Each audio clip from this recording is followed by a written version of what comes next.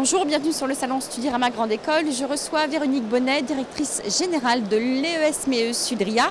L'ESME, en deux mots?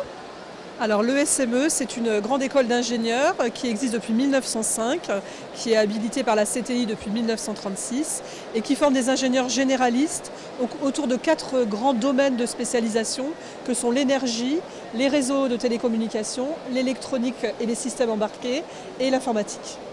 En quoi ces 4 domaines sont-ils porteurs? Ce sont en fait les 4 domaines que l'on retrouve dans tous les objets d'aujourd'hui et de demain. Voilà, par exemple, si je prends votre téléphone, eh bien, dedans il y a beaucoup d'électronique, il y a probablement une batterie et donc de l'énergie.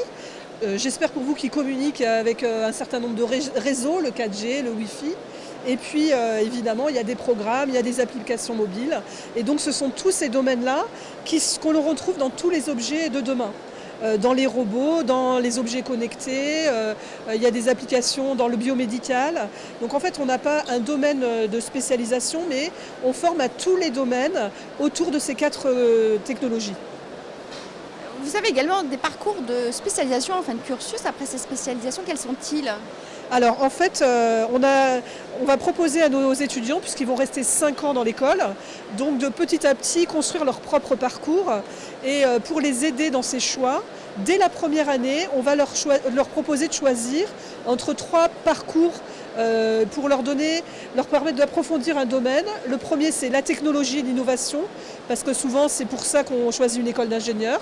Mais ils peuvent aussi choisir par exemple le parcours management, parce que certains élèves hésitent entre une école de commerce ou une école d'ingénieur. Et quand on est ingénieur, on fait toujours du management. Donc ceux que ça intéresse pourront, dès la première année, toucher du doigt ce que c'est que le management, à travers des cours que l'on fait en partenariat avec l'ISG. Et puis le troisième domaine, évidemment, qui est incontournable, c'est l'international.